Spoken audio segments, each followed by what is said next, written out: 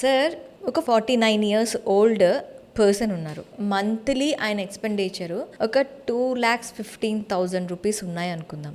అలాంటి పర్సన్ ఒక 60 ఇయర్స్ వచ్చేసరికి తనకి ఈ కార్పస్ అమౌంట్, ఈ అమౌంట్ ఎవ్రీ మంత్ రిటర్న్ కింద రావాలి. ఒక 2,15,000 కింద తను ఎంత కార్పస్ బిల్డ్ చేసుకోవాలి అండ్ ఈ ఏజ్లో ఎంత నుంచి ఎంతవరకు పెట్టుబడి పెట్టాల్సి ఉంటుంది? ఒక 49 ఇయర్స్ ఓల్డ్ పర్సన్ ప్రజెంట్ ఖర్చులు ప్రతి నెల ఆయన ఖర్చులేమో 2,15,000.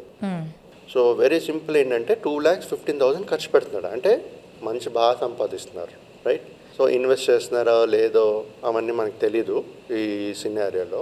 కాకపోతే చేస్తే ఏంటి, చేసుంటే ఎంత ఉండాలి, చేయకపోతే ఎంత చేసుకోవాలి, రెండు మాట్లాడదాం. ఆయన age 49 madam. Expected retirement 60 years. Okay, life expectancy 80 years. 80 years అంటే 60 నుంచి ఒక 20 ఇయర్స్ ఇంకా బతుకుతున్నారు అనుకుందాం ఆన్ అన్ యావరేజ్. అంటే ఇక్కడ మనకి ఇన్వెస్ట్మెంట్ ఒక 11 ఇయర్స్ ఇన్వెస్ట్మెంట్ మాత్రమే ఆయన పెట్టగలడు. 11 ఇయర్స్లోనే ఇన్వెస్ట్ చేయాలి. ఆ 11 ఇయర్స్లో ఎంత కార్పస్ క్రియేట్ చేసుకోవాలి. మేడం జనరల్గా ఇలాంటి సిచ్యువేషన్స్ చూసుకున్నప్పుడు 49 ఇయర్స్ ఇంకా 11 ఇయర్స్ ఉండేటప్పుడు కార్పస్ క్రియేట్ చేయాలంటే బాగా హెవీగా ఇన్వెస్ట్ చేయాలి. ఒకటి ఫస్ట్ థింగ్. ఇప్పుడు ఆ మంత్లీ ఎక్స్పెన్సెస్ ఏదైతే 2,15,000 ఉందో అది యాన్యువల్ ఎక్స్పెన్సెస్ కింద కన్వర్ట్ చేసుకుంటే 25,80,000 పర్ యానం అవుతుంది. అంటే 25,80,000 సంవత్సరానికి. ఈరోజు ఖర్చు పెట్టే డబ్బులు ఆయన ప్రతి నెల చూసుకుంటే సంవత్సరానికి. మనం ఒక 60 ఇయర్స్ అయినప్పటికీ ఆయనకి కావాలి ఇదే స్టాండర్డ్ ఆఫ్ లివింగ్ తీసుకోవాలి అనుకునేటప్పుడు మన మెయిన్ కన్సిడర్ చేయవలసింది ఇన్ఫ్లేషన్.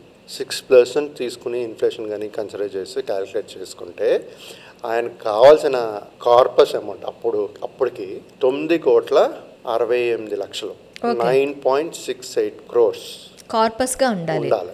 ఉంటేనే ఈరోజు ఏదైతే స్టాండర్డ్ లైఫ్ లీడ్ చేస్తున్నారో అదే విధంగా కంఫర్టబుల్గా అప్పుడు లీడ్ చేయగలుగుతారు. సో ఇక్కడ కావాల్సింది 9,60,00,000 కావాలి.